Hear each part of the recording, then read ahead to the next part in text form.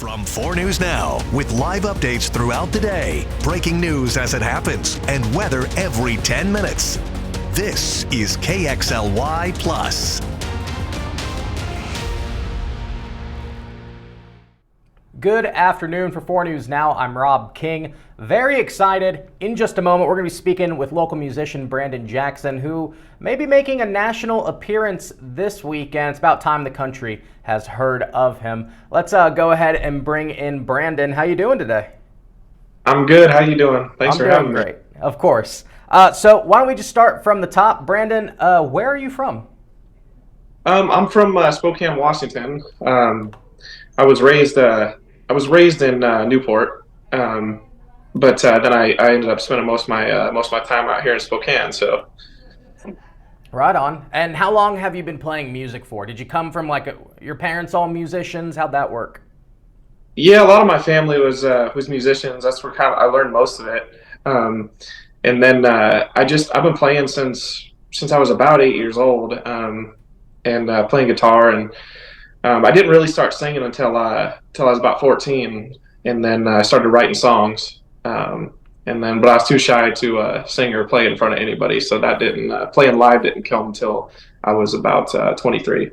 Yeah, that's when you can drink legally, so now you can get liquid courage to get on stage. Yeah, exactly. So tell me a little bit about writing your own stuff. I've listened to some of your stuff on Spotify. It seems to be very personal, very local. Why were those the avenues for your songwriting? Songwriting's it's interesting. I have a lot of empathy for certain things. So whether it's my empathy for my own stories or other people's stories, I'm like Taylor Swift in that way. So if you tell me a story, I'm most likely going to write a song about it if I connect with it. So pretty much, I write pretty much everything from the heart. So anything that's out there, there's definitely a story behind it. Right on. And who were some of your influences growing up? You said obviously your family, you have a more musical background, but who were you listening to where you were like, oh God, I wish I could do that? Yeah, I mean, growing up is pretty much any country artist there was. And then when I really started to get into writing, it was Jason Isbell, and Tyler Childers. When that style of writing started to come around, I absolutely fell in love with it. And I love really unique songs. I love like the lyrics in the songs. I love when there's hidden meanings behind stuff. When it takes you some time to listen to it and figure it out. I love that part of writing.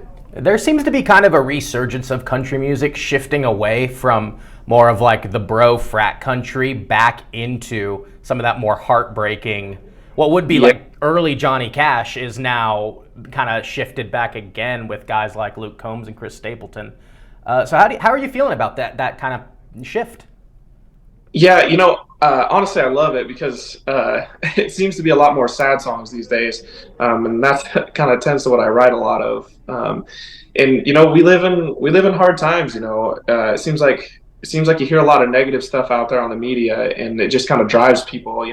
Drives them nuts, and drives them to lean into more of the sad stuff because it's just something you can connect with, I think. So I think I think that's why it's my time right now too, because I think I fall into that kind of genre of music. Right. It definitely seems more honest, right, than just singing about beer pong. Yeah, and I think lately, like people realize that's a niche. Like if you can sing about something and be as honest as you possibly can be about that song, and write as close to the heart as you can, it is amazing how well it connects with people. Yeah, because I think that style of country also derived from the blues, which is literally the blues. It's singing about being sad. Yep, it did. Brandon, the reason we're having you on this week is because this Sunday you may be making an appearance on KXLY. Outside of this interview, you auditioned for American Idol, which does air this Sunday, a new episode on KXLY at 8 p.m. Talk to me about how that decision-making process came around where you were like, I'm going to do this, and then talk me through the process of actually doing it. Yeah, so, I've watched American Idol since I was a kid, and I always thought, watching it growing up, I'm like, I can do this. Even when I thought that in my head, I also thought, yeah, but that's, I'll never get to do that. There's so many people out there trying to do music, and it was never it was never something I actually thought I would do, nor play music as a living. And so when I started playing live, everybody said you got to audition for these shows. Um, they can do a lot for you. And even then, I was like, no, like that's just it seems like a lot. I don't know if I'm made for TV. And then I just decided one day that I saw it come up on Instagram, like audition for American Idol. Like, let's do it. And so I did it, and I got a call back pretty quick on virtually, and they scheduled a time to go down to LA and do an audition. And that audition, no, I've never done anything like that in my life, and I still to this day I'm like, how is it me? How is it Brandon Jackson? How am I the one that got to go do that out of so many people? 75,000 people auditioned for that show, and not everybody got to go to there actually and sing in front of the judges. Um, so I am so thankful and blessed that I could have that kind of opportunity. Awesome. That's great to hear. Now, you and I talked about this when we were setting up this interview. Neither of us know if you're going to be in this Sunday's episode. Yeah. We're hoping, and we tried to flex our ABC powers, maybe get some insider info, but it didn't happen this time. But how do you personally felt that once you got down there? I'm sure there were nerves, but how do you feel like you did in your performance? So yeah, funny, funny story. I don't really get nervous anymore playing music.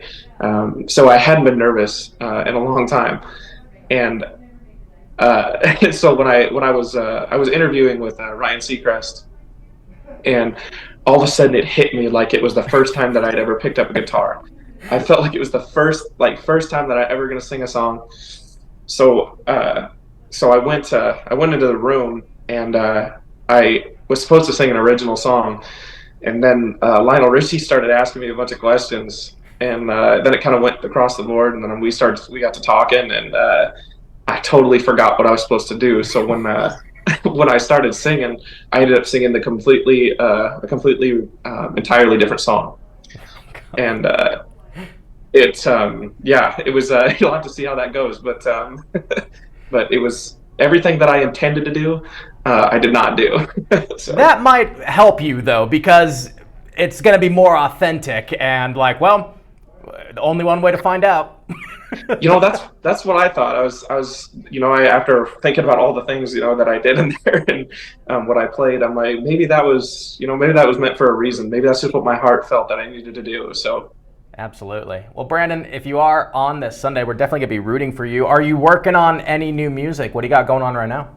Yeah, man, I'm working on a ton of new music, and I actually have I got a new song coming out here in hopefully the next 3 to 4 days.